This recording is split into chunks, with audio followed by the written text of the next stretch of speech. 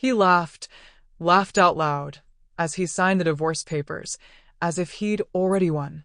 But when the judge began reading my assets, silence filled the room. In that instant, his smile died before everyone's eyes, and I discovered that the most powerful revenge doesn't require shouting, only patience. I sat in those hard courtroom chairs as if leaning on history itself, you know? My wrinkled hands trembled slightly, not from fear, but from memory. There was a smell of old paper mixed with the varnish on the floor, and the air conditioning hissed like a poorly closed window.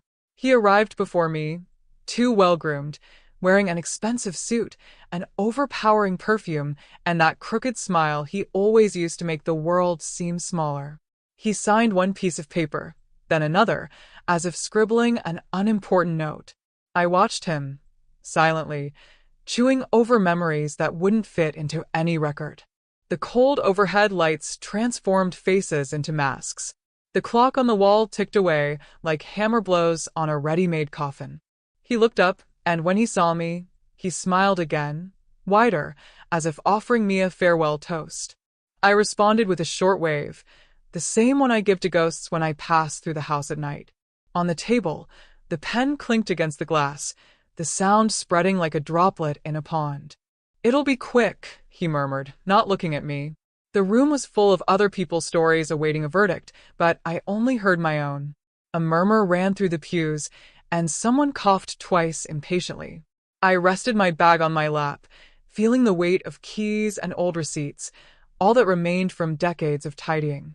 I thought about the camellias in the backyard that he never watered, the letters I wrote and didn't send, the dinners I left cold on the table. Why do we get used to the cold? Why does silence grow when we learn to swallow?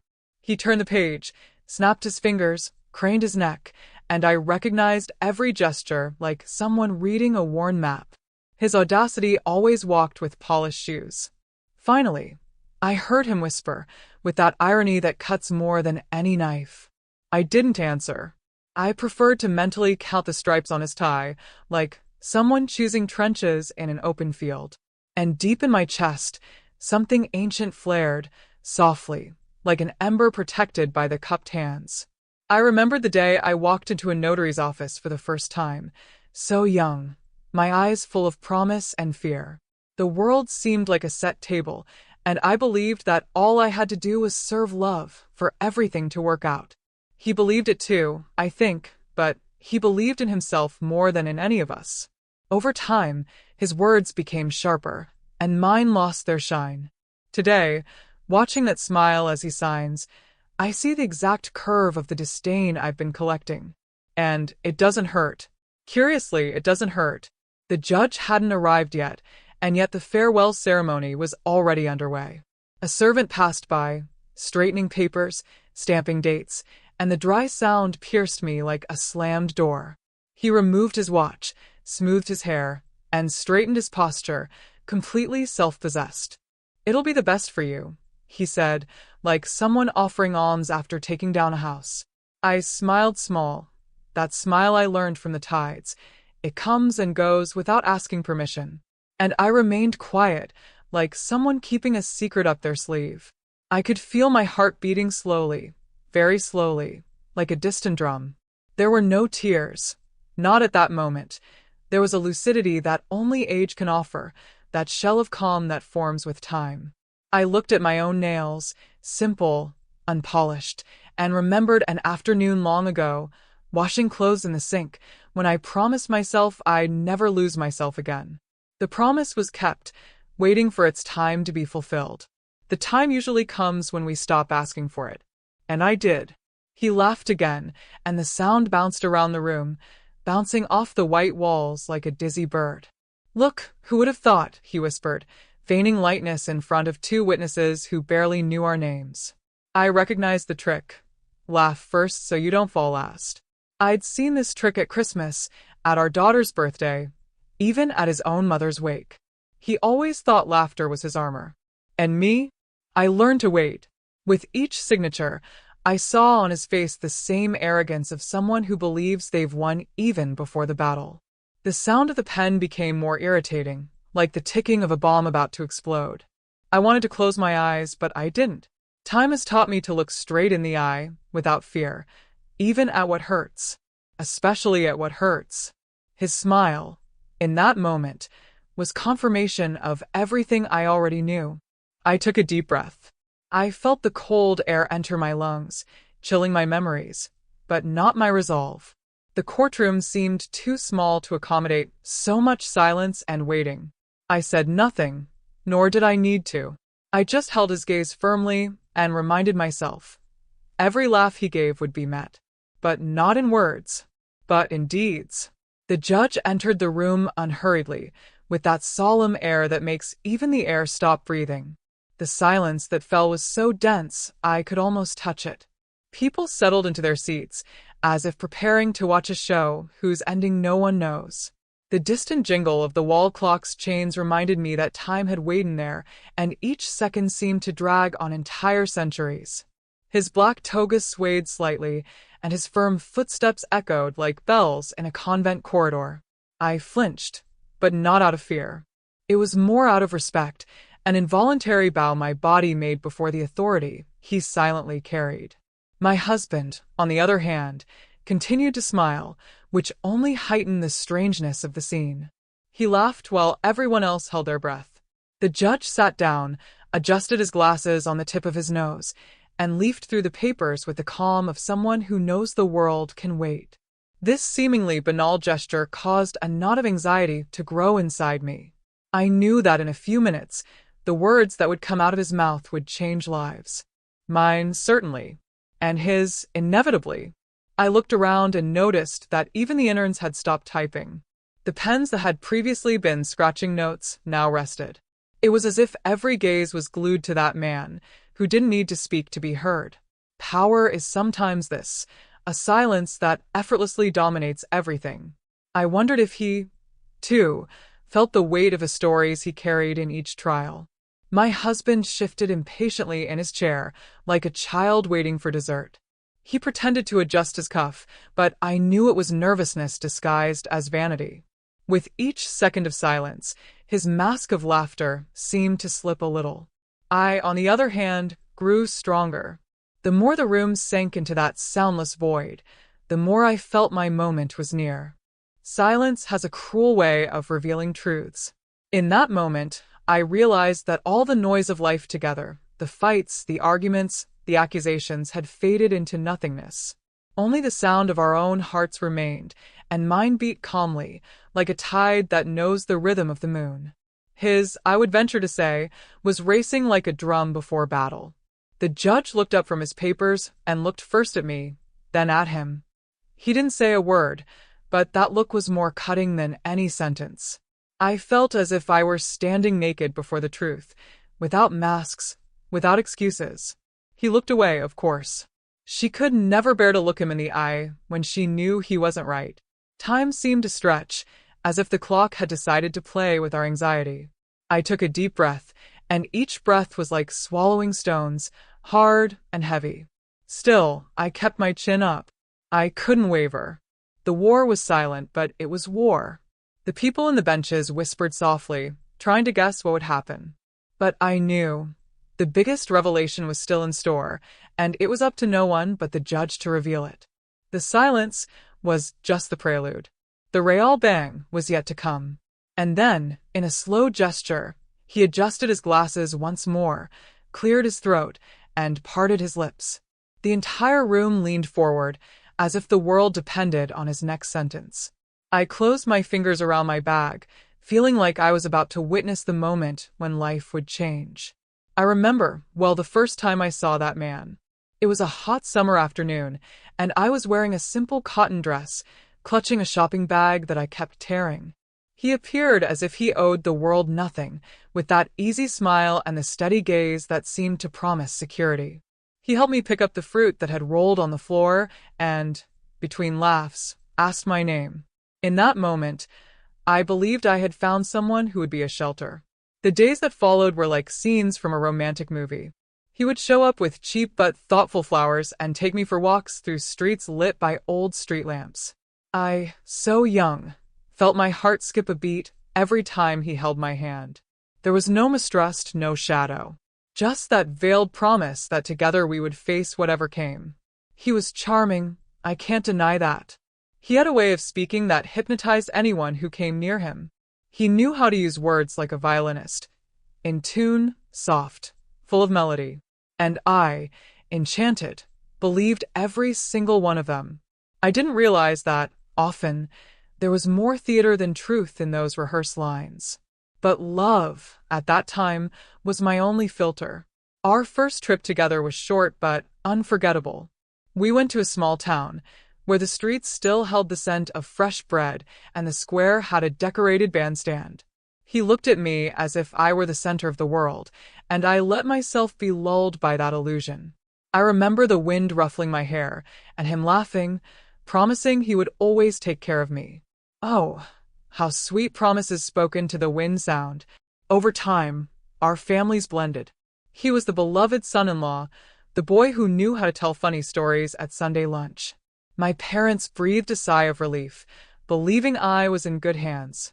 And I, blinded by trust, saw in him not just a potential husband, but an entire future.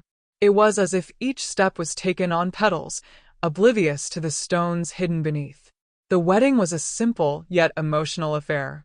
I walked into the church with my heart bursting with happiness, believing my fairy tale was about to begin. He looked at me as if I were the only woman in the world, and everyone applauded as if love were invincible. That night, I fell asleep believing I would never know loneliness again. Little did I know that she would be my most faithful companion in the years to come. At first, he was attentive. He prepared surprises, left sweet notes, called me in the middle of the day just to tell me he loved me. I felt alive, desired, complete. Youth, combined with the enchantment of first times, makes us believe that it lasts forever. But time always reveals what's hidden behind the curtains. I remember a detail that I now consider symbolic. Whenever we walked together, he made a point of walking a step ahead. At the time, I thought it was charming, even chivalrous. Today I see that it was already a sign that he would never truly accept walking side by side, that he would always need to be a little above, a little ahead, as if I were a supporting character in his own story. Still, back then, everything seemed perfect. The photographs kept in albums show sincere smiles, short trips, tight hugs. I wasn't faking happiness. I truly believed I was happy. Perhaps this is life's greatest cruelty, letting us taste the sweet before serving the bitter. And when I close my eyes today, in the silence of my old age, I can hear the echo of those promises. It will be forever, he said. I will never abandon you. I believed, of course I did. But life has a curious way of laughing at our naivete. And it was his laugh, years later, in front of the divorce papers, that proved to me how even the sweetest love can end in poison. At first, the arguments were almost imperceptible, small sparks that I extinguished with a smile or silence. He complained about the salt in the food, the way my clothes weren't ironed, the time it took me to get ready. Trivial things any couple could experience. But deep down, each word carried a weight that I only understood later. They were seeds sown, and I didn't realize they would bear bitter fruit. I remember one night he came home, annoyed because I'd forgotten to buy him his favorite wine. The table was set, the dinner was hot, but none of that seemed to matter. He slammed his hand on the table and said, "You don't pay attention to details." I remained silent, swallowed hard, and smiled awkwardly, as if apologizing for existing. It was just a wine, but in that moment, I realized something inside me was beginning to wither. The arguments began to repeat themselves in increasingly silly situations. If I laughed too loudly, I was exaggerating. If I stayed quiet, I was cold. If I went out with my friends, I was careless. If I stayed home, I was lazy. There was never any middle ground. I was always wrong, always falling short of a standard he himself had invented. And yet, I tried to mold myself, believing this was love. I remember one Sunday with my family when he corrected me in front of everyone because I told a story wrong. Shame rose like fire across my face, and I remained silent, trying to hide it behind my plate of food. Later, on the way home, he said it was for my own good, that he needed to teach me. Teach. To this day, that word resonates with me. The small criticisms became routine.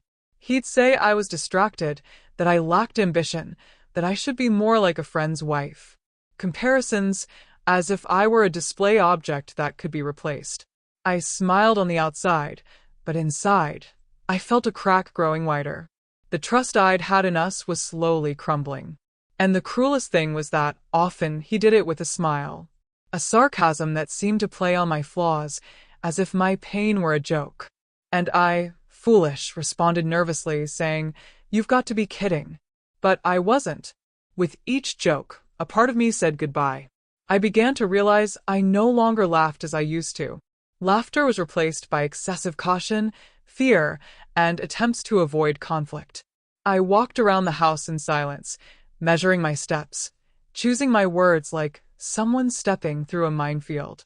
The home that should have been a shelter became a daily courtroom, and I was always the defendant. The nights changed too.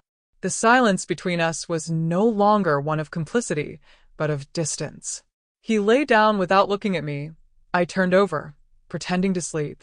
And in that pretense, I lost hours, lost dreams, lost pieces of myself. The pillow became my confidant, and sleep, a refuge that didn't always come.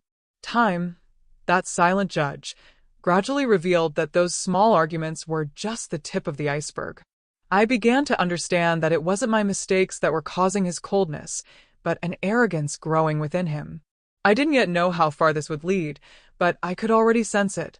The road was being paved for something more painful. And when I look back on those moments today, I see clearly that the signs were all there. I just didn't want to see them. Or maybe I did see them, but I chose to believe there was still salvation. After all, who wants to admit that love begins to unravel at the seams before it's even completely torn apart? Little by little, the man who once helped me collect fallen fruit began to look at himself in the mirror as if he were a king. The arrogance didn't arrive suddenly, no. It grew stealthily, like a weed that spreads without us noticing. At first, it was just phrases thrown to the wind. "I know what's best. You don't understand anything about these things." I laughed to hide it, but inside it hurt. Because it was no longer a colleague talking to me, it was a superior evaluating me. He began coming home with boastful stories. He spoke of business deals I didn't understand, of important people he'd had lunch with, of achievements he'd achieved solely through his intelligence. "You're lucky to be with me," he'd say, as if I were a millstone around his neck, when in reality, I'd always been the ground he walked on.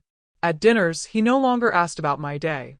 He sat at the table as if he were the master of the banquet, waiting for me to serve everything at the right time, in the right measure, without mistakes. I was the silent spectator of his spectacle. If I dared to tell him something, he would interrupt with disdain.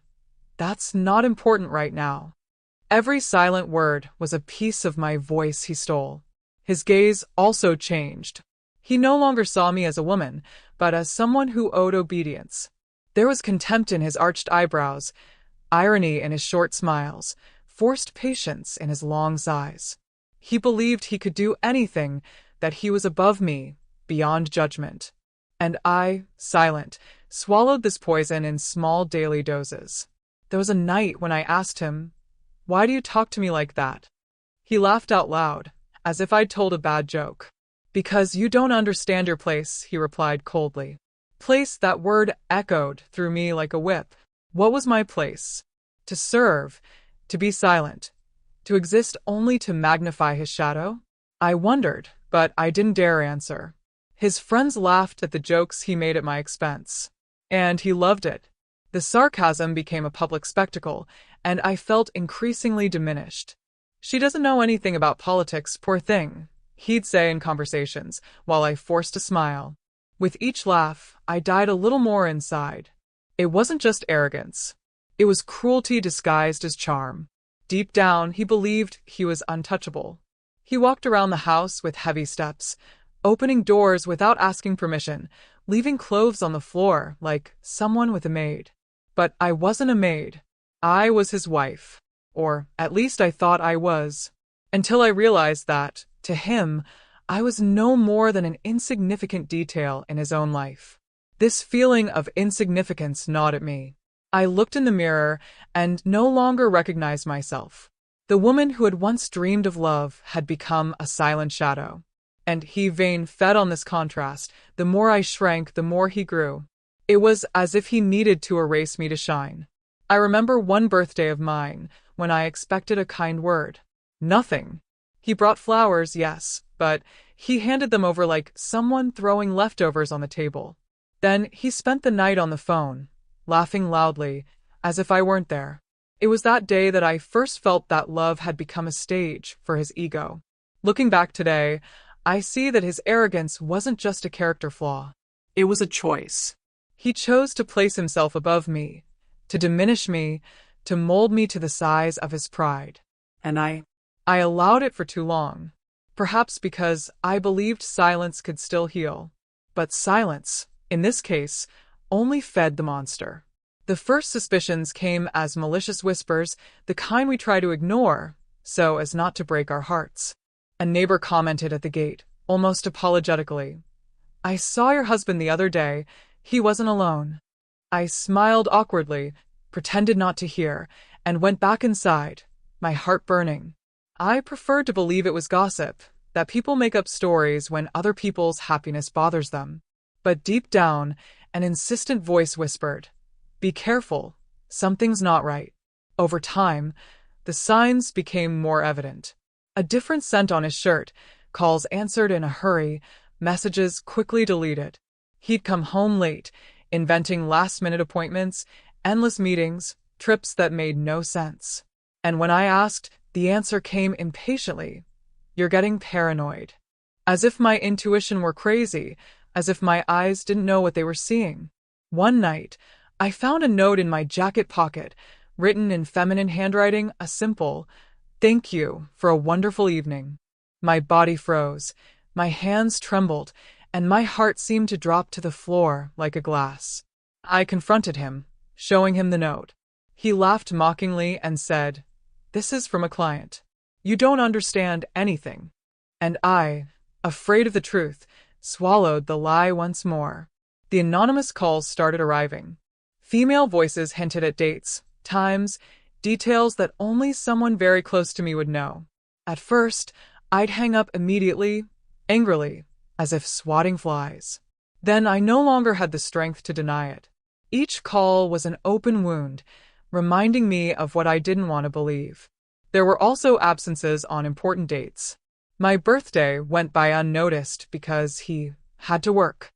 Our daughter's birthday was reduced to a quick, cold, emotionless phone call. Meanwhile, photos began to circulate. Him in restaurants, smiling, next to a woman who wasn't me. Photos that reached me like silent stab wounds. The worst part wasn't the betrayal itself, but the feeling that I had become invisible. Inside our home, he treated me like furniture, as if my presence were merely a formality. His gaze, once directed at me seductively, now hurriedly shifted, as if he were always somewhere else, with someone else. One day, I saw it with my own eyes. I was downtown when I recognized his car parked in front of a cafe. He was laughing, holding hands with a young woman who could have been our daughter. The world spun, my legs weakened, and I had to hold on to a lamppost to keep from falling. Then, the mask fell completely. It was no longer rumors. It was reality. I got home before him, sat on my bed, and cried like I'd never cried before. But I didn't just cry over the betrayal. I cried over my naivete, over believing every lame excuse, over closing my eyes so many times. I cried for myself, for the woman I was, who was disappearing into an empty marriage. When he arrived, I acted as if I hadn't seen anything. I made dinner, set the table, and listened to his fake laugh. But inside me, something shifted. I wasn't the same anymore. His heart was still bleeding, but his mind was beginning to prepare. I discovered, in that moment, that betrayal can destroy or it can awaken. And that's when silence began to become my ally. I no longer argued, no longer begged for explanations. I simply observed, stored, recorded. I knew that one day all that venom would return against him. And on that day, I wouldn't need to say a single word. There was a time when my crying became a secret. I'd wait for him to fall asleep, so I could press the pillow against my face and let my tears soak the fabric, muffling my sobs. I didn't want him to know. I didn't want to give him the pleasure of realizing he'd hurt me so much. The house was filled with furniture, paintings, and mementos, but inside me there was only an immense emptiness, a loneliness that grew like a shadow on a winter afternoon. During the day, I performed my roles as if I were an actress in a poorly rehearsed play. I smiled at the neighbors, greeted relatives, and maintained my housewifely routine. But inside me, everything was falling apart. It was a kind of slow death. Hope was dying, trust was dying, the joy of simply existing alongside the one I swore to love was dying. Every dish washed, every sheet folded was a silent witness to my pain. Silence became my prison. I couldn't talk to friends because they would mock me. I couldn't open my heart to my family because I didn't want to worry them. So I withdrew into myself, ruminating on memories and imagining futures that would never come. Sometimes I looked in the mirror and didn't recognize that woman with sunken eyes who hid her tired face with discreet lipstick. Where had that young dreamer gone? The nights were even more cruel. He would arrive late, go to bed without looking at me, and soon fall asleep. I, on the other hand, lay with my eyes open in the darkness, listening to the ticking of the clock that seemed to mock my insomnia. I even spoke to God, silently, asking for strength. And often the answer came only as a whisper. Wait. But wait for what? I didn't know. On Sundays, loneliness seemed to scream louder. While entire families gathered together to laugh and chat, I was there, trying to find a table no one wanted to share with me. He'd leave with business excuses, and I'd sit silently serving. The smell of fresh coffee mingled with the bitter taste of absence, and I swallowed it all alone. It was during this time that I learned to write letters I never sent. I poured my heart out on notebook paper, telling everything I felt, as if the paper were my confidant. Sometimes I tore them into 1,000 pieces, like someone trying to destroy their own pain. Other times, I hid the pages in the back of a drawer, like someone keeping secrets no one can know. I also talked to myself. I walked through the rooms, repeating phrases under my breath. You'll get through this. It won't last forever. Be strong. Sometimes I laughed at my own madness, but that was what kept me going. When you can't trust anyone, your own voice needs to be your shelter. The tears, however, had a life of their own. They flowed without asking permission in the middle of simple tasks. I remember one day, while washing dishes, when I felt my face wet and realized I no longer knew if it was tap water or my tears. Crying became so common that it no longer scared me. It was part of me like a second skin. The most painful thing was his indifference.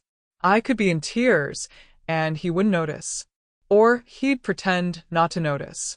He'd walk past me like someone walking past a piece of furniture, without looking, without asking. And that hurt more than the betrayal, the realization that I no longer existed to him. It was as if he'd erased me before he'd even left my life. Today, when I reflect on this silence I experienced, I realize it wasn't just suffering. It was also preparation. As I cried alone, my heart learned to harden. The tears washed away not only the pain, but also the naivete. I was being shaped, without realizing it, for the day when all this pain would transform into strength. I remember the night the snap happened. I was sitting on the edge of the bed, staring at the floor, feeling that weight on my chest that had become my faithful companion. He had arrived late again, with the scent that wasn't mine lingering on his clothes, and simply lay down without saying a word. It was in that suffocating silence that I realized, if I stayed there, I would die in life. It was like a sudden revelation, a voice inside me that I couldn't ignore any longer. The decision came not from hatred, but from exhaustion. I no longer had enough tears, nor excuses to justify the unjustifiable. I ran my hand over my face, looked at my own wrinkles reflected in the mirror, and thought, I can't grow old like this. The love I had given had become a chain, and if I didn't free myself, it would drag me along until the end of my days. It was strange, but I felt calm. For the first time in a long time, my heart wasn't beating in despair, but with determination. It was as if that silent voice I'd prayed to God for so many times had finally answered. I wasn't supposed to keep waiting. I was supposed to act. Life wasn't going to change on its own. I needed to change. And in that moment, I decided I would never be the same again. I began to think about the practical details that night. Where I would go, what I would have, how I would start over. There were no ready-made answers, but there was something greater, a determination born of pain. It's curious how, sometimes, it's from the bottom of the pit that we find the ladder. And I could already feel my feet searching for the first steps. The next day, I noticed my gaze had changed. He spoke to me with the same arrogance as always, but I no longer trembled. I observed him coolly, like someone analyzing a play that's been repeated too often. I smiled at the corner of my eye, not at him, but at myself. Because deep down I knew the decision had been made. The storm would come, but I was already prepared to weather it. I began to walk around the house with a different posture. I was no longer the cowering shadow he thought he controlled. I observed everything, memorized it, and saved it. Every detail could be useful in the future. The silence that had once been pain became strategy. I no longer needed to scream because there was no longer despair inside me. There was purpose. It was also during this period that I spoke to myself in the mirror again. You can do it. You weren't born to be walked all over. You deserve better. Simple words, but they rekindled forgotten embers. I felt my spine straighten, as if my body followed my soul's decision. It was like being slowly, secretly reborn. I knew the road would be long and painful, but there was no turning back. It was impossible to accept a lifetime of humiliation just to sustain an empty marriage. The decision to change was like a key turning inside me. The door wasn't open yet, but I was already certain that I would soon walk through. He, of course, didn't notice right away. He continued to laugh, to scorn, believing I was the same. Little did he know that, behind my silent eyes, I was already walking away. The distance he'd so cultivated between us now served as fuel for my freedom. Looking back now, I see that moment as a turning point. The decision to change didn't bring me immediate happiness, but it did restore my dignity. And when a woman regains her dignity, no one can stop her. It was just the beginning of my liberation, and I was ready to pay whatever price was necessary. After the decision, I realized that wanting to leave wasn't enough. I needed to prepare. I couldn't act on impulse.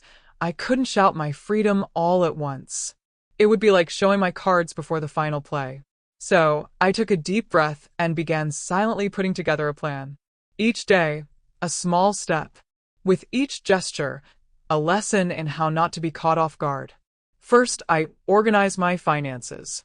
I opened an account he didn't know about at a small bank in the neighboring town. I deposited discreet amounts so he wouldn't suspect anything. The money wasn't much, but it was mine. And more than that, it was a symbol of my independence. Every coin I saved was like a brick in the construction of my exit. I also started saving documents. Certificates, receipts, old property papers he never bothered to look at. I cataloged everything silently, at night, when he was already asleep.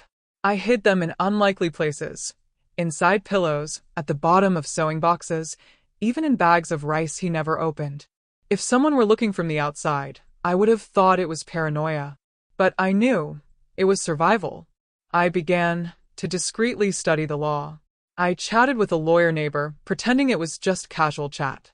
I read magazine articles, asking for details as if innocently curious. But every answer became ammunition. I didn't just want to leave. I wanted to leave with my head held high, protected, and prepared. Silence became my greatest weapon. I pretended I was the same, that nothing had changed. I continued to cook, to clean, to smile at dinner. He could never have imagined that behind every smile there was a strategy at work. And every time he laughed at me, I laughed inside because I knew I was building the trap with my own hands. I remember one night when he proudly said, "You wouldn't survive without me." I just looked down and smiled. Little did he know that at that very moment, I already had the means to support myself, the connections, the silent support network growing around me. What he saw as dependence was actually a disguise. I also took care of my mind. I began meditating in silence, writing more, strengthening my spirit. The pain was still there, but it was no longer my enemy. It was fuel. I knew that to truly leave, money and documents weren't enough. I needed emotional strength, and I cultivated that every day, like watering a hidden plant in the backyard. I even practiced my posture. In front of the mirror, I practiced my steady gaze, my calm breathing, and my discreet smile. I didn't want fear to betray me when the time came. The strategy wasn't just external, it was internal. I silently rebuilt myself, piece by piece, until I became whole again. Time seemed slow, but each day was a secret victory. Every coin saved, every document hidden, every piece of information learned. I couldn't rush. Patience was needed. The game was being set up, and when the judge finally spoke, everything would fall into place. Today, when I think back to those days, I think it was like embroidering a quilt. Stitch by stitch, thread by thread, without anyone noticing, until the final design was formed. And when the quilt was finished, there was no longer any cold that could touch me. I was ready to emerge from the darkness, without apology. I always thought I was alone in this struggle, but life has a curious way of sending us angels in disguise. It was one rainy afternoon, while I was walking through the market, that I ran into a childhood friend I hadn't seen in decades. She held my hands firmly, looked straight into my eyes, and said, "You're not okay, I know." Those words pierced my defenses like a true arrow. For the first time in a long time, I felt like someone truly saw me. She offered me shelter in her listening ear. We sat in a simple cafe, and over cups of tea, I broke down. I recounted the betrayals, the silences, the weight of his arrogance. I didn't need to hide anything. She didn't judge me, just held my hand the entire time. And in the end, she said softly, "You are much stronger than you think. You just have to believe." That phrase echoed within me throughout the night, like a secret mantra. My sister also began to notice the signs. Even without me speaking, she noticed the dull look in his eyes, the forced smile. One Sunday, when he left, saying he had business to attend to, she leaned closer and whispered, "You don't deserve to live like this." It was said with such love that my heart nearly broke. I always thought my pain was invisible, but I realized the people who loved me knew more than I imagined. There was also the elderly neighbor, who so often saw me alone in the yard. He offered me words of wisdom, spoken with the calm of someone who had lived a long time. "Daughter, suffering is like stagnant water. It creates mud. It needs to run. It needs to follow its course." Perhaps he never knew how much those quick conversations saved me from sinking completely. These unexpected supports served as small lights in the darkness. They weren't spotlights. They didn't illuminate everything at once, but they showed me the steps I needed to take. Each word of encouragement was like a stepping stone that helped me climb. I, who thought I was sinking alone, discovered that there were hands outstretched around me. Courage began to grow during these meetings. I already had the plan in place, but I lacked the emotional fuel. And it was there, in the tight hugs and the encouraging words, that I realized I didn't have to face everything alone. That there was an invisible support network ready to catch me if I fell. This same friend once told me, "Don't be afraid of scandal. Fear is what it uses to trap you. When you let your voice out, you'll see that the world won't fall apart." I guarded that like someone who treasures a treasure. It was one of the first times I felt that, yes, my voice still existed. It just needed to be freed. The strangest thing is that this support didn't come from the people I most expected. Many acquaintances turned their faces away. Others pretended not to notice. But those who remained, even a few, were enough to remind me of who I was. Sometimes, just one hand holding ours is enough to give us the strength to walk miles. I started writing motivational phrases on small pieces of paper and hiding them around the house, in the silverware drawer, in coat pockets, inside books. "You can do it. Don't be afraid. Your life begins now. Each time I found one of these notes, it was as if the voices of those who supported me spoke to me again. Today, when I reflect on this unexpected support, I realize how crucial it was. Alone, I would have gotten lost. But with them, I found direction. Their support wasn't a shield that shielded me from everything, but a compass that pointed the way.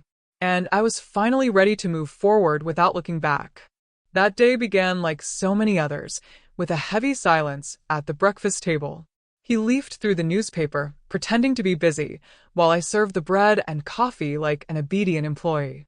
But inside me, something was already boiling. I had gathered enough strength to stay silent no longer. When he commented, ironically, that at least the waitress didn't mess up the coffee, my entire body reacted. I slammed the cup down on the table, and the sharp thud echoed through the kitchen. He looked up, surprised, perhaps for the first time in years. "What's the problem now?" he asked, with that tone of superiority. It was at that moment that I felt the words leap from my mouth, almost uncontrollably. "The problem is that you think I'm your maid, your shadow, your slave. I'm none of those things." My voice came out firm, trembling inside, but firm on the outside. The silence that followed was terrifying. He wasn't used to hearing me speak that way. He tried to laugh, that usual sarcastic laugh, but the mask was no longer working. "Are you crazy?" he said, standing up, imposing his height as a threat. I sat still, not looking away. For once, I didn't give in. He began to yell, hurling a barrage of accusations at me. He told me I was ungrateful, that everything I had came from him, that without him I would be nothing.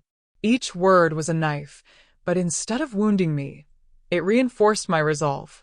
With each insult, I realized more clearly that there was no going back. The marriage was dead, and he alone lacked the courage to bury it. Amidst the shouting, I felt a strange calm. I no longer needed to win the argument. I just needed to hold on. "Talk all you want," I replied, my voice low, almost whispered. "It doesn't change who you are." He froze, perhaps more impacted by the calm than he would have been by my shouting. I was no longer playing his game. The argument ended with him slamming the door and storming out of the house. The thunderous sound echoed off the walls, but instead of fear, I felt relief. I knew that door, when it closed, had sealed something forever. The time of submission. I was standing, and nothing could erase that moment. In the days that followed, he tried to act as if nothing had happened. He continued with the same routines, the same acidic jokes. But something changed. He could tell in my gaze that he no longer had control over me. And that bothered him more than any words. The confrontation wasn't just that morning. It continued in every silence I maintained, in every cold smile I gave. That first confrontation didn't give me immediate freedom, but it gave me the certainty that freedom was possible. It was like opening the first crack in a dusty window. Not all the sun has yet entered, but you can feel the fresh air now. I had found my voice, and it would never be silenced again. It was also at that moment that I realized it wasn't just a matter of divorce. It was a matter of survival. If I stayed, my soul would die for good. If I left, there would be pain, but there would also be life. And I was finally ready to choose life. Today, when I close my eyes and remember that morning, I see that it wasn't just a fight. It was the turning point. The moment I stopped being a shadow and became a woman again. That first confrontation didn't just destroy the marriage, it gave me back my true self. I'll never forget the day I summoned the courage to say those words that have been burning in my mouth. I want a divorce. There was no shouting, no drama. It came out calm, almost cold, like someone announcing the end of a season. He was sitting on the couch, watching television, when I turned off the set and stood in front of him. The silence that followed was more deafening than any explosion. It took him a few seconds to understand. At first, he laughed, thinking it was a silly provocation. "You? Wanting a divorce? Don't be ridiculous." His laughter was sharp as a blade, but I was already too firm to back down. I repeated, more clearly, "I want a divorce. It's not possible anymore." This time, his smile faltered, and I saw a shadow of surprise cross his face. "You wouldn't survive a month without me," he retorted, trying to regain control. His voice was arrogant, but his eyes no longer held the same confidence. I took a deep breath, looked straight at him, and said, "I'd rather learn to survive alone than die a little more every day by your side." That was the first time I saw his pride crack. The tone changed quickly. What had been mockery turned to anger. He stood up and paced the room, gesturing as if searching for an argument. He told me I was ungrateful, that I was spitting in the plate I ate from, that I should think about the family's image. "What will they say about you?" he asked, his voice thick with venom. I just lifted my chin. For the first time, I wasn't afraid of others' judgment. He tried to negotiate, as if it were a business contract. "We can take a break, resolve this differently. It doesn't have to come to this." But I knew this was just another attempt to trap me. The decision had been made, and there was no room for backing out. "I don't want a break. I want an end." Those words, spoken firmly, were the sentence I needed to hear for myself. From that day on, his behavior changed. He began treating me with a mixture of contempt and veiled threat. He tried to convince me that I was making the biggest mistake of my life. But deep down, I felt he was the one terrified of losing the control he'd always had over me. There were nights when he would arrive drunk, trying to regain his authority through the force of his presence. But I no longer backed down. I remained silent, staring intently, as if challenging without raising my voice. His power crumbled before my calm, and each time I maintained my composure, the more desperate he became. Filing for divorce wasn't just an announcement. It was a turning point. Until then, I was a woman who suffered in silence. After it, I became a woman who charted her own destiny. I knew there would still be battles, that the courtroom would be a battlefield. But the war was already won within me. He tried to use his daughter as an argument, saying she would suffer. But even she, in her innocence, saw it. Once, she hugged me and said, "Mommy, you deserve to be happy." Those words were like a shield against all the blackmail. If even a child could see what I deserved, why should I doubt it? Today, when I look back, I see that divorce request wasn't just a marital decision. It was an act of rebirth. I wasn't just leaving a man. I was leaving behind the submissive woman I had been. And there, in the silence of that room, a new version of myself was born. After I filed for divorce, he seemed to have lost not only control over me, but also over his own image. And since a proud man can't stand being seen as defeated, he decided to turn my decision into a joke. He began to ridicule me in public, as if my pain were a spectacle. I heard him tell friends more than once, "She doesn't know how to live alone. She'll crawl back in no time." The audience laughed, and each laugh was like an open wound.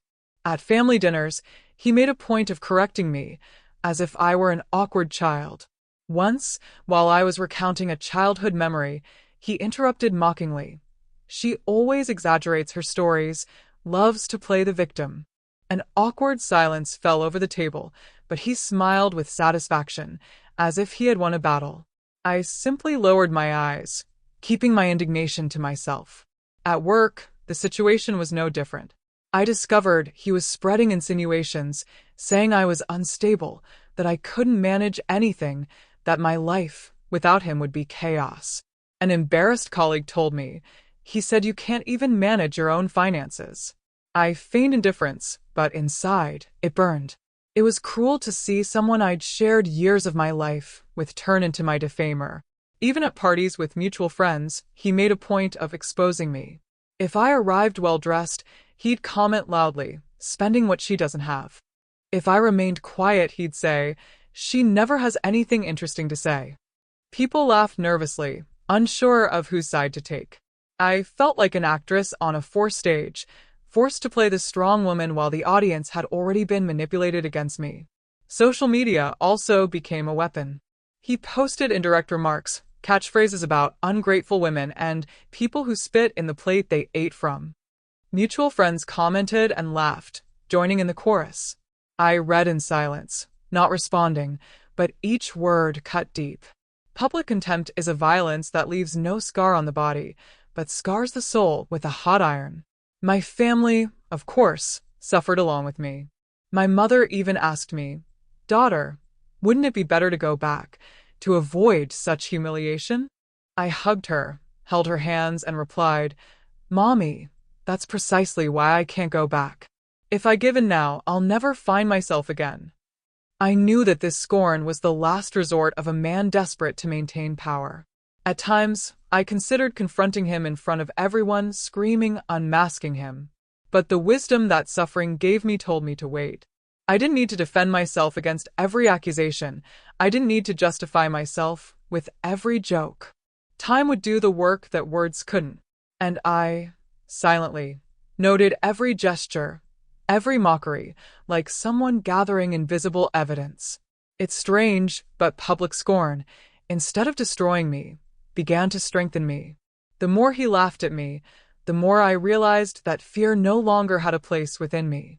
I discovered that humiliation, when faced in silence, becomes a shield. With each attack, I learned to rise a little higher. True friends began to notice. One by one, they moved away from him and closer to me. "It's not you who's falling apart, it's him," a friend said quietly. These words were balm to my soul, because I no longer needed to prove anything. The truth was revealing itself. Today, when I look back on that period, I see it as one of the most difficult. The public scorn hurt more than the silent betrayals. But it was also during this time that I learned the art of patience. I didn't need to seek revenge. I didn't need to shout. I just had to wait. The courtroom was approaching, and there, before the judge, there would be no manipulated audience. There would be only the truth.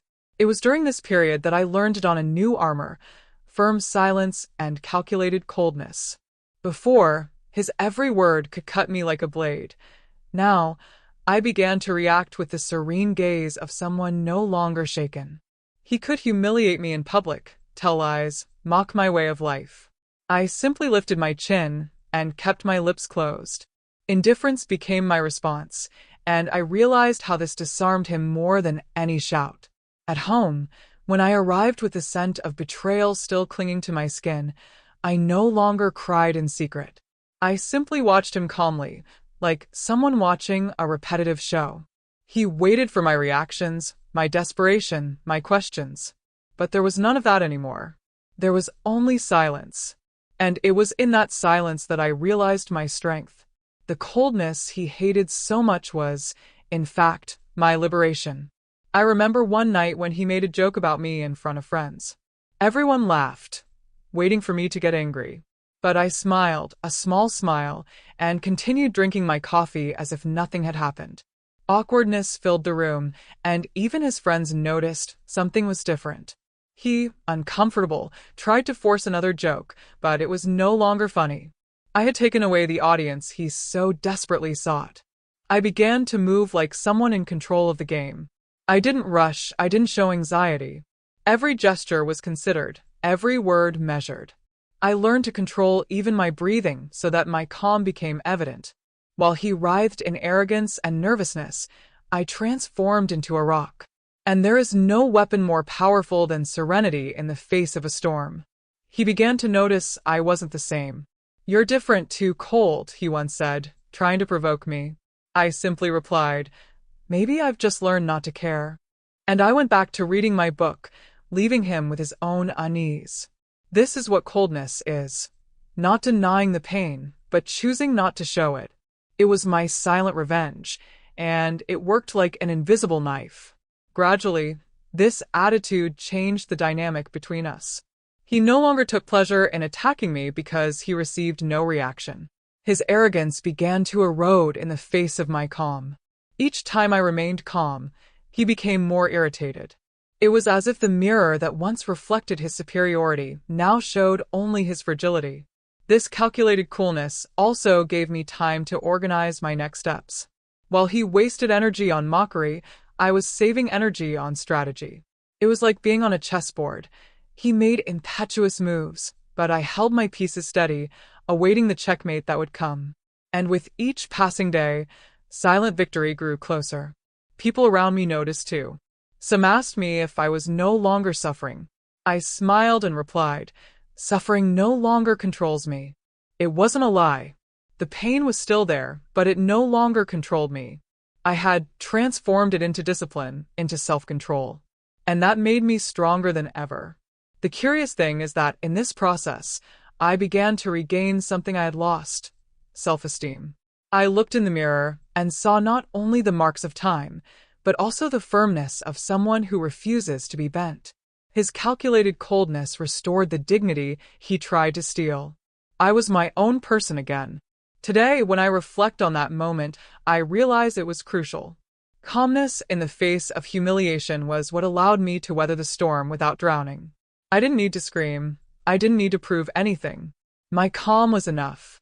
Because sometimes the greatest revenge is simply not reacting. And I was ready to take this stance to court, where he would discover that silence can be more powerful than 1,000 words. While he laughed, believing I depended on every penny that came from his hands, I worked silently, stitch by stitch, on the tapestry of my freedom. He never took an interest in the details of practical life, and it was precisely in this carelessness that I found space to build my own foundation. While he wasted nights in bars and on questionable trips, I saved with small gestures, a spare change, a reduced expense, a conscious choice. It seemed small, but little by little, that little turned into a lot. I began to discreetly invest in small things. I turned a piece of land inherited from my family, which he despised, into a source of income. I took care of the paperwork, got the documents in order, and rented the space. He would laugh when he said, "That's worthless." But I knew that, in the silence, that piece of land became gold. It was there that I learned that what proud eyes despise can be the treasure of those who observe patiently. I also inherited some antique jewelry from my mother, kept in a wooden chest. He never appreciated it. He thought it was outdated, old-time stuff, he said. But I took it to appraisers and discovered it was worth more than I'd imagined. I didn't sell it. I kept it as a reserve, like a trump card. And every time I secretly opened that chest, I felt the strength of my ancestry reminding me that I wasn't alone. I also learned to handle simple bills and business transactions. I opened a small savings account in my name, which he never knew about. Discreet deposits, always below what would attract attention. A neighbor, a bank employee, helped me move funds without leaving a trace. With each statement I saw, my heart warmed. There wasn't just money there. There was my independence, brick by brick. It was during this period that I realized the importance of reading. While he laughed at my little magazines, I studied articles on finance, home management, and even basic investing. He would scoff, "You'll never understand these things." Little did he know that, behind the cloak of ignorance he believed, I was building the castle of my survival. The truth is, I never needed to hide much. He never wanted to look. He despised practical tasks, thinking that dealing with paperwork and numbers was too small for his greatness. And it was in this pride that I found my loophole. The secret was safe because he couldn't see beyond his own reflection. I remember one night when he confidently said, "When you leave me, you'll leave with nothing." I just smiled. Inside my mind, I repeated, "You have no idea." Because the secret was there, hidden, solid, waiting just for the right moment to come to light. The curious thing is that this wealth wasn't just made up of material goods. It was also my inner growth, the discipline I learned to cultivate, the patience that transformed me. While he spent his energy on ostentation and betrayal, I channeled mine into preparation. I knew that true wealth wasn't just what I kept in the bank, but what I strengthened within myself. This secret became my greatest ally. It was like carrying a flame hidden in my pocket, small, discreet, but capable of igniting when the time was right. I walked through that house with serenity because I knew something he never could have imagined. And it was this silent certainty that kept me steadfast until the day the truth would be revealed before everyone. Looking back today, I see that building this wealth was my most silent act of resistance. I pretended to be fragile, but I already held the key to freedom in my hands. The well-kept secret wasn't just about money and possessions. It was about dignity, and that no one could ever steal from me. He always believed he had control of everything, but he never realized that while he laughed loudly among his friends, I silently calculated every step of my future.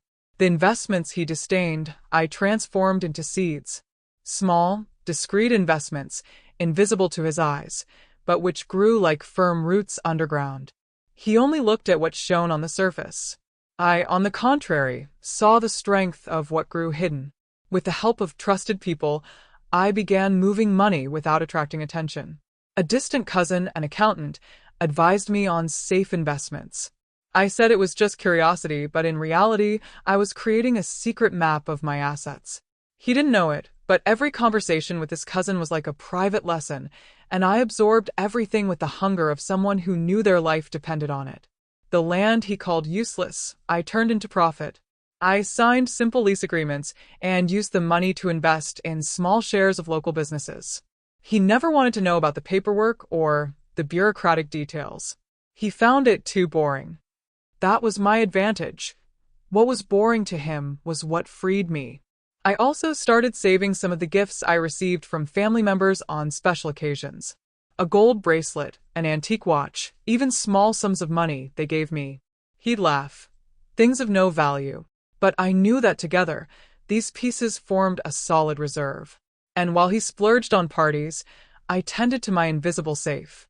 His confidence in his own superiority was my disguise. He believed I lacked the intelligence to manage anything. He said, "You only know how to take care of the house." Little did he know that the same discipline I used to keep a house in order was the same discipline I used to organize my investments. What he called a weakness was actually my strength. I remember one day, leafing through his business papers when he said, "You wouldn't understand any of this." I just smiled and agreed. But that week, I had already invested part of my savings in funds recommended by a trusted manager. It was almost ironic. He laughed at my supposed ignorance, while I grew silently aware of my cunning. These hidden investments became my safety net. I knew that when the divorce came, I wouldn't have to rely solely on what the law granted me. I already had something to fall back on. I had already built my own foundation. This quiet security gave me a serenity he didn't understand. And it confused him. He began to notice small changes, but couldn't explain them. Perhaps he noticed I was no longer afraid when he threatened to cut off the household income. Perhaps he noticed I no longer begged for anything. But he never discovered the real reason. My investments, hidden and protected, were my passport to freedom. Today, when I reflect on it, I see it as one of the greatest ironies in our history. He, who always boasted of being a business genius, failed to realize that the silent woman at his side managed her own wealth more intelligently than he ever had. While he strutted, I grew. While he laughed, I triumphed. These investments weren't just numbers and accounts. They were living proof that I'd never really been trapped. I pretended to be in chains, but I already had keys in my pocket. The game only felt like his, because I chose to keep my cards hidden. And when the time came, all would be revealed. While he boasted to friends that he would emerge victorious from the divorce, I carried a silent certainty in my heart. Justice would be my ally. It wasn't naivete. It was confidence in everything I had prepared over the years. Every document saved, every registered signature, every hidden investment, everything had a purpose. I didn't need to raise my voice or defend myself against a slander. The court would do that for me. With each silent visit to the courtroom, I felt my chest soften. The weight of the humiliations I'd carried for years began to give way to a new, rock-solid confidence. He believed the judge would treat him as he'd always been treated in life, with respect and admiration. But I knew that, before the law, there's no room for masks. The law isn't impressed by mocking laughter. There were nights when I lay in silence, and instead of crying, I closed my eyes and imagined the scene.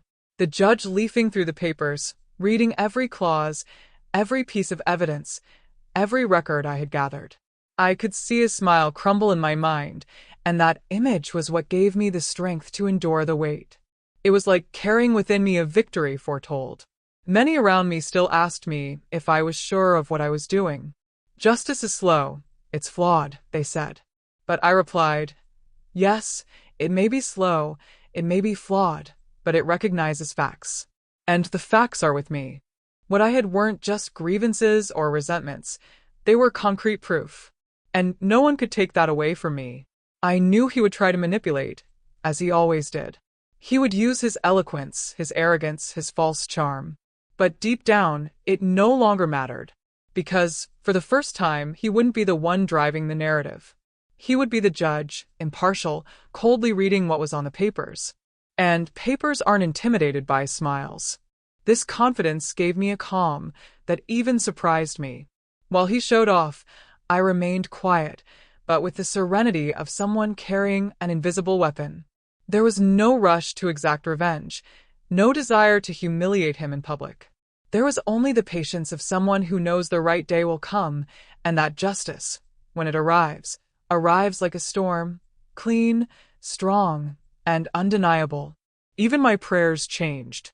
I no longer asked for more strength to endure, but instead gave thanks for the victory that hadn't yet come, but which I knew would come. It's curious how faith can be built not only in God, but also in what we sow, and I had sown with discipline. I was just waiting for the harvest. He, blinded by his arrogance, didn't see any of this. He continued to treat me as weak, dependent, lost. But I looked at him with a mixture of pity and certainty, because I could already see the future. He couldn't, and that gave me an advantage I'd never had before. When I first arrived at the courthouse, my heart sank as I had never felt before. The weight of the entire story rested on my shoulders, but I didn't tremble. I looked at the cold walls, the wooden benches, the table where the judge would sit, and thought, this is where everything changes. Looking back today, I realized that trust in justice was what sustained me through my darkest moments. I knew that, no matter how long the night, the sun would rise, and the courtroom would be the dawn of my freedom. When the day finally arrived, he entered the courtroom with that air of superiority he wore like armor. Impeccable suit, polished shoes, perfume too strong. He walked as if he already knew the outcome, greeting acquaintances with a wide, almost mocking smile. He sat at the table with the calm of someone who believed he had fate under control. I watched silently. There was no rush in me, only the serenity of someone who knows how to wait for the final blow. The judge placed the papers in front of him, and the pen glided toward him. It was as if that simple gesture were the culmination of the performance he had been preparing for months. He took the pen with steady hands, settled back in his chair, and signed the first page with an almost triumphant smile. Then another and another. Each signature felt like an invisible trophy to him, as if sealing a victory foretold. I remember the way he looked at me at that moment. A look full of sarcasm, as if to say, see, in the end, I'm the one in charge. It was a long, steady, provocative look. I held his gaze back, unblinking. Inside, I almost smiled, because I knew that laugh of his was just the calm before the storm. The witnesses present also noticed his air of arrogance. He even joked with the server organizing the papers, "It's just a formality, we'll be done soon." Everyone laughed, but I remained silent. While he strutted, I clutched my bag tightly in my lap, feeling the weight of the stored documents, the years of preparation, the justice he was about to deliver. It was curious to see how he treated that moment like a spectacle. He licked his lips, straightened his tie, and looked around like a leading actor in a final scene. He believed he would emerge victorious, with the same arrogance with which he had always led our lives. I wondered, how could someone laugh so much without realizing they were about to fall into their own abyss? When the judge asked for his final signature, he held the pen like a sword. He made a point of writing slowly, almost theatrically, and when he finished, he looked up at me, smiling. Ah, that smile, so full of disdain, so self-assured. If you'd paid attention, you would have seen that my eyes were no longer hurt by it. On the contrary, they reflected the calm of someone who knows something he doesn't. In that moment, his laughter didn't hurt me. There was no longer any pain in watching him mock. There was only the strange sensation of being in front of an actor who doesn't realize the play is over. The audience, all of us, were just waiting for the real ending. With each signature, I felt the time approaching. His laughter was loud, but another sound already echoed in my mind, the sound of falling. Because I knew that soon the judge would read aloud the assets, the records, the wealth he never suspected existed. And when that happened, that wide smile would transform into its cruelest opposite. He, however, understood none of this. He continued to laugh, to joke, to show off his victory. What he didn't know was that he had already lost. Because victory doesn't lie with the one who signs first, but with the one who patiently awaits the final revelation. Today, when I close my eyes, I can relive that moment as if it were now. The pen gliding, the arrogant smile, the dry sound of the paper being turned. He believed he was writing his victory, but in reality, he was signing his own defeat. While he laughed, displaying that false confidence, I remained seated, motionless, my bag resting firmly on my lap. No need for words, no need for abrupt gestures. My gaze was enough. I fixed my gaze on his, and for the first time in years, I didn't look away. It was a steady, calm gaze, not seeking confrontation, but carrying the serenity of someone who already knew the end of the story. He, accustomed to my submission, found it strange. He tried to interpret that silence as fear, but he didn't find the dread he always expected. What he saw was something else, a disconcerting calm. And that bothered him, because, deep down, an arrogant man fears what he doesn't understand. And my gaze, serene and unwavering, was something he couldn't decipher. The judge studied the papers. The room remained silent, but our eyes were locked in an invisible battle. He sought to assert his superiority with mocking smiles, and I responded only with firmness. It was as if every second were a silent duel, in which I already knew I didn't need to attack. I just had to wait. I remember feeling a strange peace in that moment.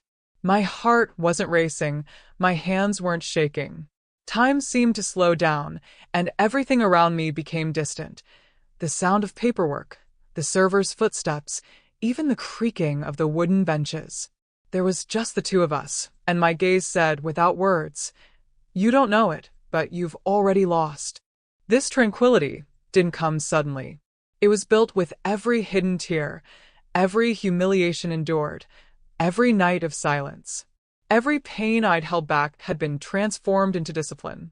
And now, in that courtroom, all that accumulated strength manifested itself in the simple act of holding my gaze. It was curious to see how eyes began to turn to me, some with admiration, some with surprise, some even with renewed respect. I, who had been so often ridiculed, now stood before everyone as the woman who, in silence, had built an empire. I didn't need to justify myself. The paper spoke for me. He tried to interrupt, stammering, "This can't be right." But the judge ignored him. He continued reading, steady, relentless, as if there were no room for doubt. And there wasn't. Every asset had a document, a signature, a record. Every detail was perfectly verified. There was no loophole he could slip through. I could feel the tension in the air. People were barely breathing, caught up in the spectacle of the revelation. Even the staff, accustomed to the cold routine of the court, looked on curiously. And there I was, standing there, firm, as if I had been waiting for this very outcome. The moment wasn't a surprise to me. It was a confirmation. The list seemed endless. And with each new item, I felt my dignity rebuilding itself, stone by stone, until it became a wall. It wasn't just about material possessions. It was about proving, before everyone, that I was never the fragile woman he portrayed. I was the woman who knew how to wait, plan, and build. Today, when I close my eyes, I can still hear the cadence of that reading. Each word was a brick in the ruin of his arrogance. The startling revelation not only dismantled his mask before others, but also gave me back something greater. The certainty that, no matter how long the night, the morning always arrives when the truth reveals itself. When the judge finished reading the list, the silence lasted only a second. Then it was broken by a low murmur that spread through the room like wind in an open field. People leaned toward one another, whispering, exchanging astonished looks. It was as if everyone needed to confirm they'd heard correctly. I, however, remained motionless. I didn't need to comment or react. The show wasn't mine, it was his. I clearly saw the disbelief etched on my husband's face. That arrogant smile that had so wounded me was gone. In its place were wide eyes, a half-open mouth, and sweating hands on the table. He tried to compose himself, but his body wouldn't obey. It was as if he were naked before everyone, exposed, stripped of the armor of sarcasm. The man who had always thought himself in control was now just an actor, without lines on stage. The witnesses, previously indifferent, looked at me with unexpected respect. Some seemed to admire my calm, others simply couldn't hide their astonishment. It was as if the entire image he'd built of me had been shattered in a matter of minutes. I, who had always been treated as fragile and dependent, was now seen as a woman of courage and strategy. The murmur grew louder. Loose words echoed through the courtroom. She had all this? How could he not know? Unbelievable. Even the clerks, accustomed to similar stories, couldn't discreetly hide their shock. It was like watching a twist in a play where the underdog character becomes the protagonist. My husband tried to speak. He opened his mouth, but no complete sentence came out. He stammered, stuttered, and looked at the judge as if asking for explanations. But there was nothing to explain. It was all in the documents, the evidence, the signatures. There was no room for doubt. He, accustomed to dominating narratives, now had no voice. The most striking thing was that no one felt sorry for him. I saw a kind of collective justice in the audience's eyes. There was no pity, just the feeling that the arrogant man had finally learned his lesson. Perhaps because everyone, in some way, had witnessed someone like him, arrogant, mocking, convinced he would never fall. Seeing his mask crumble was almost cathartic for those watching. Inside, I felt an almost divine calm. There was no vengeance in my heart, only relief.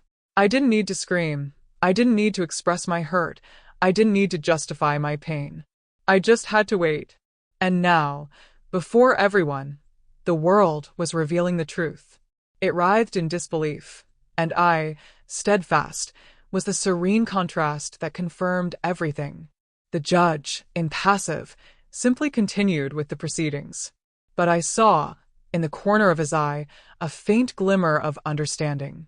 Perhaps he had seen this scene many times.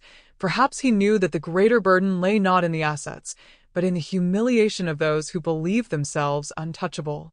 In any case, he continued as if nothing extraordinary had happened. But we knew. Everything had changed. The shock wasn't just his. It was universal. Each person present left that room differently, carrying with them the memory of the scene where the arrogant man was unmasked and the silent woman showed her strength. I didn't need speeches. The collective surprise was my testimony. Today, when I remember, I can almost hear the sound of that murmur that rippled through the room. It was music to my ears. The sound of truth spreading, the sound of a pride that seemed eternal crumbling. And I, finally, was at peace. He still tried to maintain his smile for a few moments, like someone clinging to a cracked mask. But it was useless. The mockery that once flowed from his lips no longer convinced anyone.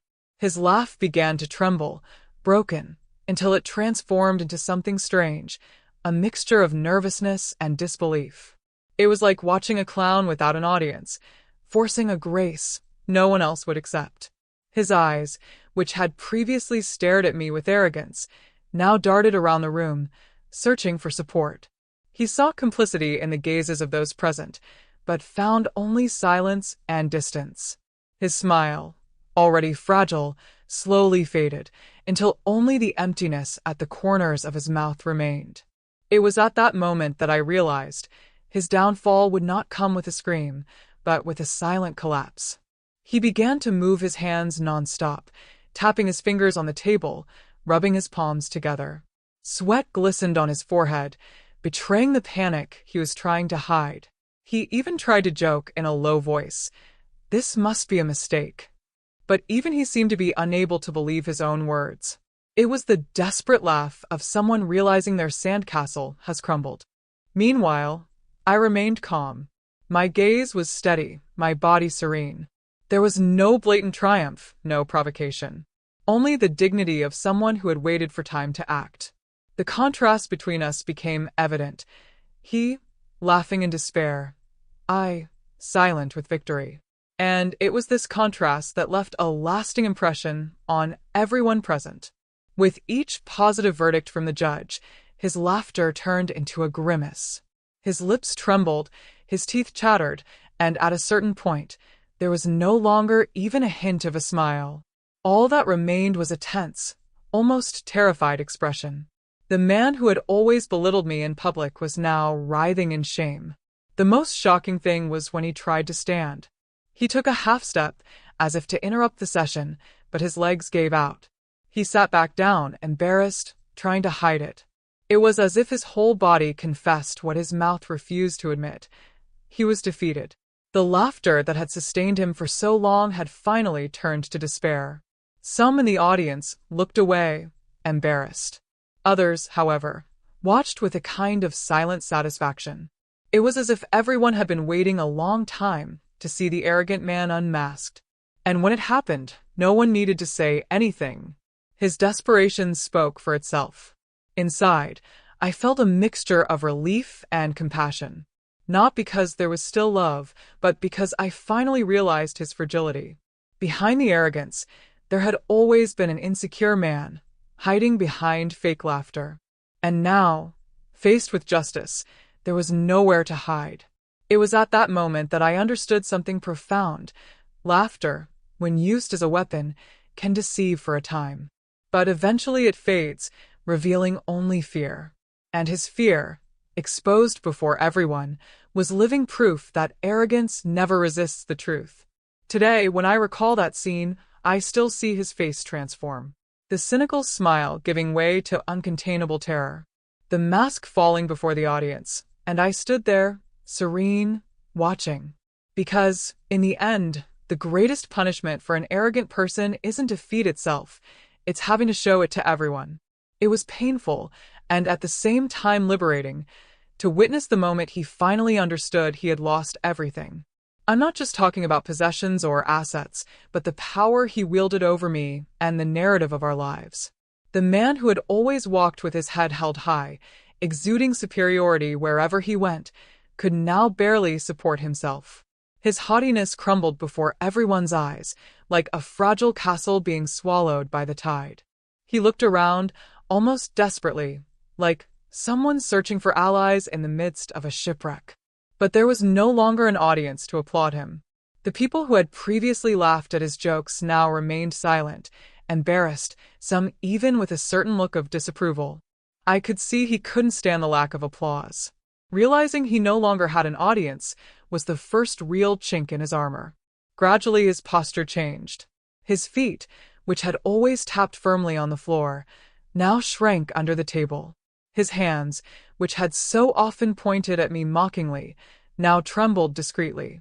His gaze, which had previously pierced me with arrogance, now shifted downward, away from mine. It was as if, faced with the truth, he had shrunk in size.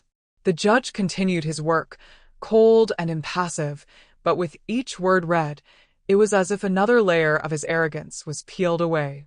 He tried to maintain his composure, but desperation spilled over into small gestures, the nervous clearing of his throat, the incessant adjustment of his tie, the restless bouncing of his leg. It was like watching a paper giant crumble in the rain. I didn't need to say anything. My silence was the final blow. The serenity I displayed was a constant reminder that the war was won. He knew it, and that knowledge corroded him more than any speech. Because the downfall of an arrogant man isn't just a material defeat, but the recognition that the person he despised was the very one who disarmed him. The most striking thing was seeing how the roles had reversed. For years, I was the one who cowered at his words, the one who walked on eggshells, the one who felt embarrassed in public. And now, he was the one experiencing each of these sensations. He had become the fragile, the diminished, the ridiculed, and there was no turning back. I saw tears welling up in his eyes, even though he tried to hide them. They weren't tears of regret, but of helplessness. The realization that he no longer controlled anything devastated him. Money, possessions, his public image, even his power over me. Everything slipped through his fingers like fine sand. It was the moment when life forced him to face his own insignificance. Some would say I should have felt pleasure in seeing him fall. But it wasn't pleasure I felt. It was relief. Relief in knowing I was finally free from the tyranny of his laughter. Relief in realizing that justice never fails when we have the patience to wait. My victory needed no fireworks or celebration. The sound of his silence was enough, saying more than any words. The arrogant man had fallen, and not by the force of shouting or revenge, but by the force of truth and patience. This was the greatest irony. He always thought himself invincible, but he fell precisely because he never believed I had the strength to rise. His fall wasn't just his. It was the consecration of my resilience. Today, when I look back, I can still see the exact moment he realized it. His lost gaze, his shrunken body, his soul laid bare before everyone. And in that moment, I knew he would never again have power over me. Because the fall of the arrogant is not just an end. It is also the beginning of freedom for those who resisted in silence. My victory didn't come with applause or fiery speeches. It came in silence. A firm, almost sacred silence that hung over me as everyone stared at him, defeated. I didn't need to raise my voice. I didn't need to mock. I didn't need to retaliate. My weapon has always been patience. I waited for time to act, and when the time came, the truth spoke for itself. That was the essence of my victory. It needed no noise. Over the years, I had learned to wait. I waited through tearful nights. I waited through silent mornings. I waited through empty Sundays. I waited with a heavy heart, but never in vain. Every second of waiting became a foundation. And now, there, in front of everyone, that waiting showed its strength. What he believed to be weakness was, in fact, resilience. While he dissolved into disbelief, I remained serene. My body didn't tremble, my hands didn't seek support. There was a dignity within me that neither the weight of the years nor his cruelty could erase. Silent victory is like that. It needs no spectacle because it is already magnificent in itself. I could almost physically feel the energy shift in the room. People looked at me differently, as if discovering a hidden strength they never suspected existed. It wasn't admiration for the wealth revealed, but for the demeanor, for the serenity with which I bore his fall, for the calm of someone who knew the outcome long before the court. This victory also had an intimate flavor. It wasn't about seeing him humiliated, but about finding myself again. I hadn't lost my life in vain. I had learned, suffered, built. And all of this had brought me to that moment. It was as if the woman who had once been lost in tears had finally been reborn from her own ashes. He, on the other side, was still trying to regain his composure, but it was no use. Every attempt sounded hollow, every gesture an admission of defeat. And I, without needing to say anything, had already won. I didn't need to knock him down with words. He fell on his own. That's the truth. He falls without us needing to push. My heart, surprisingly, wasn't overflowing with revenge. It was overflowing with peace. I knew this was the turning point in my life. This wasn't just a legal battle. It was about winning my freedom, reclaiming my voice, and reaffirming my dignity. This silent victory taught me something valuable, that you don't have to shout to be heard, nor fight with weapons to win a war. Sometimes you just have to wait for the right time. And I waited. I waited until time put everything in its place. When the judge finished reading, I took a deep breath. I didn't smile. I didn't celebrate. I just closed my eyes for a moment and gave thanks. Because my victory wasn't just in my possessions. It was in having survived everything and still standing. And that was the greatest triumph of all. Today, as I remember that day, I understand that the most powerful victory is the one that doesn't need to be announced. It's the one that shines in the silence, in the firm gaze, in the serenity of those who know they resisted and won. My victory was silent, but it will echo forever. While everyone stared at him, perhaps expecting me to take advantage of the fall to humiliate him, I chose the opposite. I remained calm, with my chin held high and my posture firm. There was no need to retaliate, nor to mock. My pride didn't need to be loud because it was already fully within me. I didn't want to appear vengeful. I simply wanted to show that dignity is not negotiable. And in that moment, mine was worth more than all the assets the judge had listed. I remember slowly crossing my legs, delicately adjusting my dress, and keeping my gaze steady. Small gestures that showed the world I was still my own person. He, on the other hand, shifted in his chair as if searching for a place to hide. The difference between us was stark. While he was falling apart, I was rebuilding myself in front of everyone. I didn't smile excessively. I didn't celebrate. I didn't bang the table to declare victory. My pride lay precisely in my restraint. Because true power isn't in shouting, I won, but in letting the world recognize it without you having to say anything. And that day, everyone saw who had won. Some whispered, perhaps expecting an explosive reaction from me. But I knew this would only lessen the weight of the revelation. I didn't need to prove anything. I didn't need to rub the truth in his face. Life had already done that for me. All I had to do was remain elegant, even in the face of his ruin. He tried to look at me, perhaps searching for a sign of cruelty or mockery. He found none. He found only a firm, serene, even compassionate gaze. Because, deep down, there was no longer any anger in me. There was only the certainty that the story was over, and that I was leaving there in one piece. That was my greatest victory, not letting hatred change me. I felt that even the judge noticed this attitude. There was a quiet respect in his expression, as if he recognized the strength that needed no show. Perhaps he knew that few people can navigate the downfall of a relationship without stooping to the other person's level. And I had. My daughter, sitting in the back, looked at me with teary eyes. I knew what she was thinking. My mother is strong. That was worth more than any material possession. Because I wasn't just gaining my freedom. I was setting an example. Showing that it's possible to win without hurting, that it's possible to carry pride without sinking into arrogance.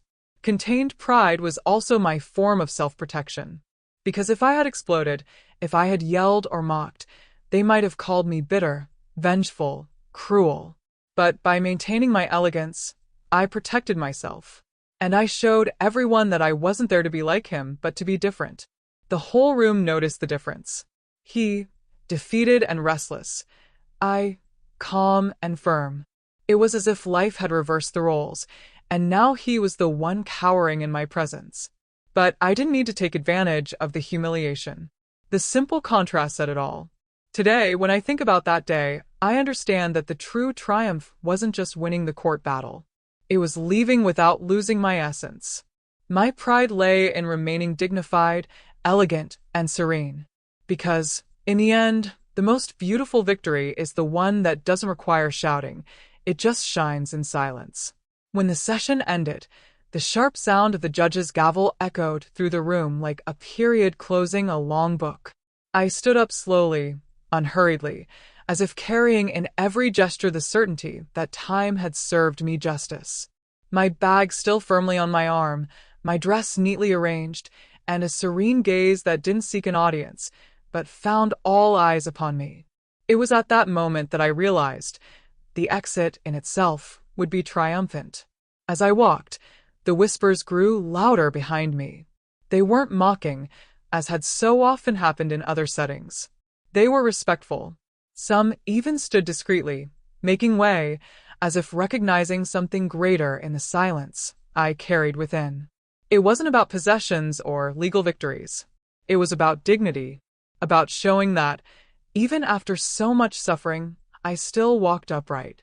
He remained seated, hunched over, trying to compose himself. His eyes followed me, but there was no longer any arrogance in them, only the bitter shadow of defeat. I saw him try to open his mouth, but no words came out. No speech could reverse what everyone had just witnessed. And his silence, faced with my firm walk, was the confirmation of the turnaround. With every step, the ground felt like a stage. But not an empty stage, a real stage. I didn't need applause, I didn't need pitying glances.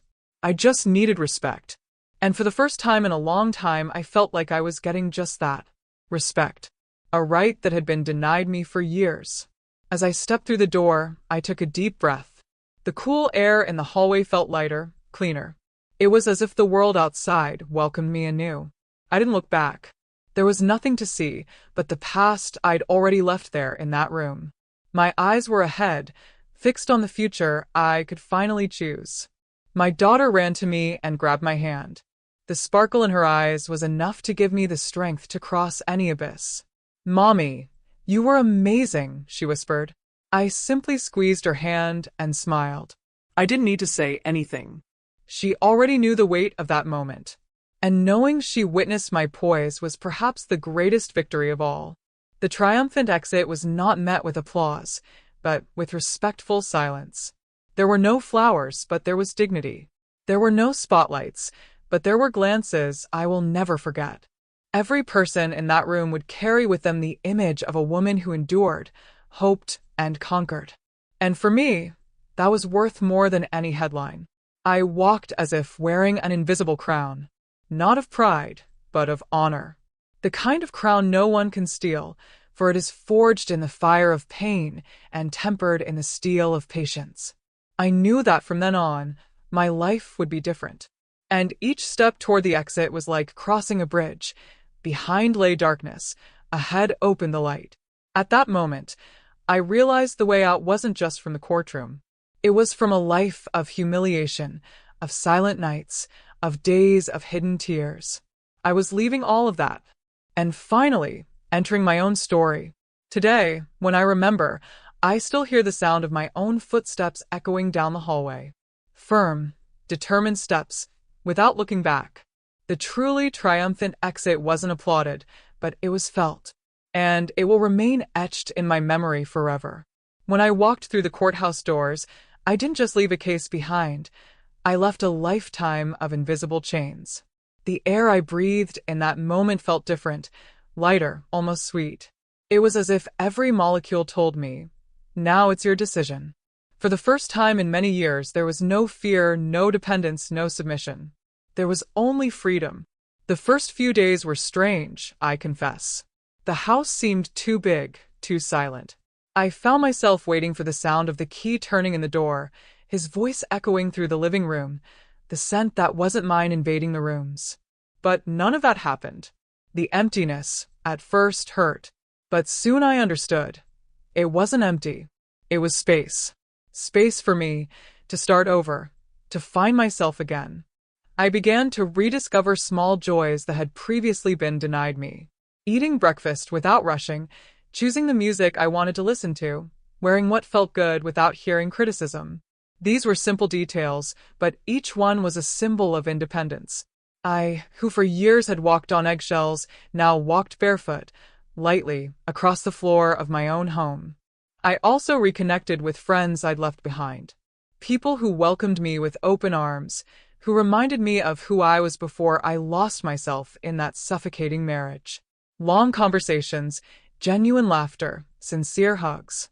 Little by little, I filled the gaps of loneliness with new encounters and the joy of being surrounded by those who truly cared for me. The financial freedom I achieved was also crucial. I didn't have to ask for anything. I didn't have to submit to blackmail. The investments, the assets I built in silence, guaranteed me peace of mind. I was able to renovate my house, travel, and even invest in personal projects I'd always dreamed of. I discovered that independence wasn't just emotional, but also practical. And that feeling is indescribable. There were, of course, nights when loneliness weighed heavily. But instead of crying, I learned to embrace this silence as part of the process. I placed flowers in vases, lit candles around the house, and wrote in journals that I still keep. I transformed the emptiness into a healing ritual, and each ritual made me more whole. My relationship with my daughter also blossomed in a new way. She looked at me with admiration, and I saw in her eyes the reflection of my strength. I was no longer just a mother. I was a role model. I showed her that dignity can never be negotiated, that freedom is always worth the price of waiting. And this lesson, more than any inheritance, is what I carry with pride. I started taking care of myself in a way I hadn't in years. I took walks at dawn, books that had been forgotten on the shelf, new recipes I tried in the kitchen. I laughed for real again, the kind of laughter that comes from the soul and doesn't need permission. It was like rediscovering youth within old age, a late but still intense blossoming. With each passing day, the feeling of victory stopped being just about him losing. It became about me winning. I gained my life, my time, my right to be who I am. I realized I no longer needed to look back with regret. The past was over. The present was mine. Today, when I reflect on this new life, I understand that it didn't begin in court. It began the moment I decided to change, when I was still crying alone on my pillow. But it only truly blossomed after those doors closed behind me. And since then, every step I take has been a silent celebration of my freedom. Over time, I realized that everything I experienced wasn't just pain, it was a learning experience. Life, though hard, taught me that true strength lies not in shouting louder, but in enduring in silence until the right moment to act. I learned that patience isn't weakness, but strategy. Every hidden tear, every sleepless night, every humiliation endured was a step that led me to serene victory. I also discovered that emotional intelligence is the most powerful weapon a woman can wield. I didn't respond to provocations, I didn't stoop to mockery, I didn't let myself be consumed by hatred. I transformed every pain into discipline, every affront into fuel. And in court, when everything came to light, I realized I had won precisely because I chose not to lose my way. I learned that you don't have to be like your aggressor to defeat him. He ridiculed me, betrayed me, and tried to destroy my self-esteem. But instead of responding in kind, I built in silence. Life has shown me that those who know how to wait, with firmness and dignity, always find the right moment to rise. And this rising is far greater than any immediate revenge. Another lesson was about the value of silence. For years, I thought my silence was a sign of submission. Today, I understand that it was a fertile silence, one that guarded my strategies, that protected my soul. The silence that seemed like weakness was the very silence that gave me victory. And now I know, sometimes, silence is just preparing your voice for the right moment to be heard. I also understood that pain shapes us, but it doesn't have to define us. I could have become bitter, vengeful, stuck in the past. But I chose to be different. I chose to carry dignity in every gesture, elegance in every posture, firmness in every gaze. This was my greatest achievement, not allowing his malice to transform me into something I never wanted to be. I also realized that emotional intelligence isn't just about controlling tears or smiles. It's about knowing where to spend energy, about learning to choose your battles. If I had tried to confront him with every insult, I would have lost myself in the chaos. But I chose to wait for the courtroom, the space where the truth manifests itself without masks. And it was this choice that gave me victory. Patience also taught me to trust time. For years, I wanted to hurry, I wanted immediate answers. But time, wisely, showed that every delay was necessary. It was in the time of waiting that I built my wealth, strengthened my spirit, and prepared myself for the outcome. Today, I no longer complain about life's slowness. I respect it. I also learned about the invisible strength we carry within us. Many times, I thought I couldn't handle it. But I discovered that we always endure more than we imagine. And when that strength finally reveals itself, it changes everything. It was the strength that sustained me in the face of his arrogance. It was the strength that kept me standing in court. This story also taught me about self-worth. I spent years believing I was worth less than I actually was. Today I know that dignity isn't measured by external appearances, but by how true we are to ourselves. I rediscovered my worth not in the possessions I've acquired, but in the woman who was reborn after the fall. And the greatest lesson of all is simple yet profound. No one wins by shouting endlessly. True victory is that which comes in its own time, built with patience, intelligence, and courage. And this victory, silent and firm, is the one that endures. When I left that room, I understood once and for all. Life doesn't require fanfare to be fair. I didn't need to raise my voice. I didn't need to point fingers. I didn't need to expose my wounds in public. My revenge was silent, and perhaps that's precisely why it was so powerful. He fell not because I knocked him down, but because the weight of his own choices pulled him down. I simply waited. I look back and see every detail of this journey as a reminder. The hidden tears, the imposed silence, the public humiliations. All of this could have destroyed me, but I transformed each pain into a solid foundation stone to pave my way. And in the end, what seemed like defeat was just preparation. Because patience, when combined with strategy, always wins. I don't hate him. I don't hold a grudge. What I feel is something greater, a freedom that is priceless. The woman he tried to diminish was the same woman who, in silence, built her victory. And no one can erase that. My story is proof that dignity, when preserved, always prevails, sooner or later. Life has shown me that you don't have to shout to be heard. Sometimes silence speaks louder. Sometimes a firm gaze is more eloquent than 1,000 words. Sometimes the simple act of standing while the other person crumbles is the most powerful response you can give. And that's why today, now in my old age, I tell my story slowly. Because I want you listening now to understand there's no need to seek revenge furiously. The most powerful revenge is the kind that comes without warning, calm as time, sure as justice. In the end, it wasn't just his possessions that he lost. It was his control, his image, his false power. And me? I gained something he can never regain. The peace of someone who knew how to wait, and one without having to lower himself. Life goes on, and I continue walking with firm steps, knowing that the past no longer holds me back. The future is open, full of possibilities. And each morning that dawns is confirmation that my victory was not only in that courtroom, but in each day I chose not to give up on myself. You might wonder, is it worth waiting so long in silence? I say yes, because when time finally speaks, it speaks with the voice of truth. And truth, when it arrives, needs no defense. It simply wins. Today, when I look in the mirror, I no longer see the woman who cried alone on her pillow.